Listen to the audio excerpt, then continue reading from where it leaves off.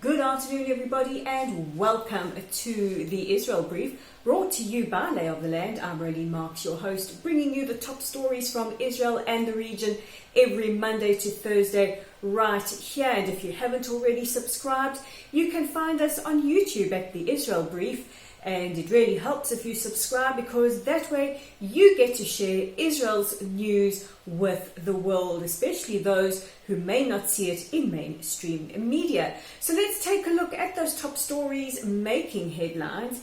And as we speak, the coronavirus cabinet is slated to meet to discuss and possibly vote on the lockdown measures that the country is hoping to take. Now, there is conflicting reports. There are some ministers who would prefer to postpone this till Thursday, and there are others who say that due to the crisis and the strain that it is putting on small businesses and on the population, it needs to be met with and dealt with almost immediately. So where do we stand as far as lockdown is concerned? We've got Prime Minister Netanyahu and the Health Ministry. They would favour staying locked down a little longer until the numbers come down considerably. But then you've got other people like the Bank of Israel and the Finance Ministry saying that the toll that this is taking on small businesses is absolutely astronomical and we need to do something right away. Benny Gantz, who is the Defence Minister and also the alternate Prime Minister, he says that he would like, with immediate effect, private businesses that are not open to the public, for them to have some kind of relief with immediate effect. So all of this is being debated and discussed. Meanwhile, there are other ministers who are also putting forward their plans and suggestions for an end to the lockdown. One of them is the MK Avigdor Lieberman. We've also heard from MK Naftali Bennett. They also have ideas to debate and share and see how Israel can exit out of this while maintaining safety and health, but also getting the economy back on track. But one thing that is guaranteed is that kindergartens or nursery schools will open from Sunday. The situation for other schooling is a bit unclear at the moment.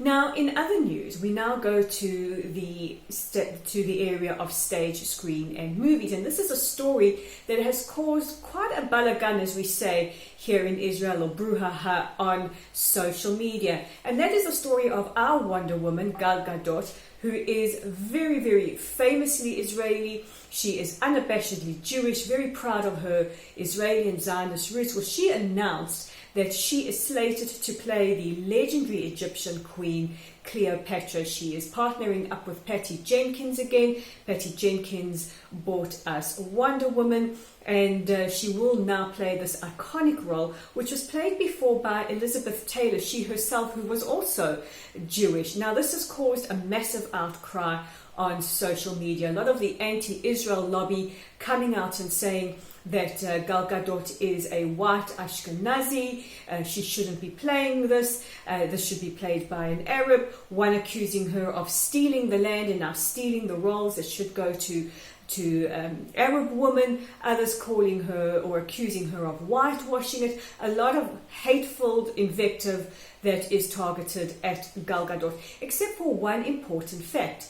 Cleopatra was neither black, she was not Arab, and she was not Egyptian. Cleopatra was Macedonian Greek. And with Gal Gadot's roots right here in the Mediterranean, isn't she the perfect person or the perfect representation to play this Macedonian Greek absolute legend?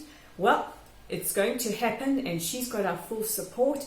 And if you happen to see any attacks against Gal Gadot accusing her of these kind of racist measures, just remind them that Cleopatra was a Macedonian Greek who knew that this could cause such an outcry, but it has. It was one of the top trending issues on Twitter and social media over the last couple of days. And our other story takes us to the port of Haifa, where Israel has officially received the first shipment of goods from the UAE, the United Arab Emirates, and this officially marks our opening of trade and business and ties between the two countries, and it is estimated the trade between Israel and the UAE could net $7 billion per year between the two countries, a very, very substantial amount. And in a historic first, a delegation from Israel and the US will head to Manama in Bahrain. There they will discuss the terms of the Abraham Accord, sign memorandums of understanding, and then will be joined by a delegation from the UAE, who will then make an official visit to Israel for the first time. So really, really historic moments, and we will definitely keep a track of how we progress with that. But those are the top stories making headlines. We of course are sitting here with bated breath to hear what's going to happen with lifting our lockdown. But in the meantime, we are checking out Lay of the Land's exclusive content on our website at www.layoftheland.com, or .online rather. And so I tell you, lockdown's got me all befuddled today.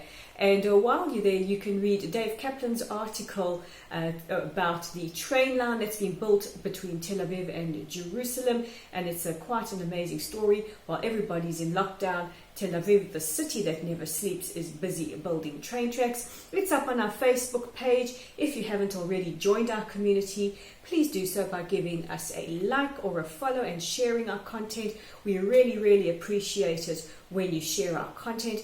And don't forget that we're on Twitter at Lay of the Land with the digit 5. You can also share our content from there or interact with us, even if you just want to say hi to us. It's always appreciated. Don't forget to subscribe to our YouTube channel at the Israel Brief.